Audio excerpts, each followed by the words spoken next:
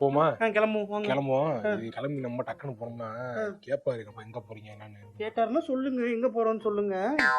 போயிட்டு வந்தா அப்புறம் அதுக்கு ரொம்ப இதா என்ன விட்டுட்டு போயிட்டாங்களேன்னு ஒரு மாதிரி இருக்கும். தனியா இருக்கிற அவருக்கு. அதுக்கு எங்க அம்மா அப்பா தனியா இருப்பாங்க. அங்க அவங்கள சும்மா கூட்டு போயிட்டு அவங்கள கூட்டிட்டு போலான்றீங்களா? நான் கூட்டிட்டு போலான்னு சொல்லல, சொல்லாம போவேனான்னு சொல்றேன். நான் இல்ல நீங்க அவங்கள கூட்டிட்டு போவோம், நீங்க அவங்களோட போயிட்டு வாங்க.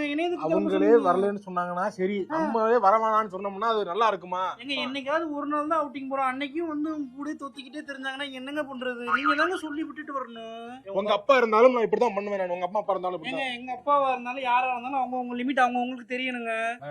வீட்டுல உங்க அப்பா இல்ல, ஊர்ல இருக்கறனால நீ என்ன வேணாலும் பேசுவ. இல்ல நான் வரலங்க. நீ சரி வா வா வா வா. இல்ல நான் வரல. இல்ல நீ போ. போயிட்டு வாங்க.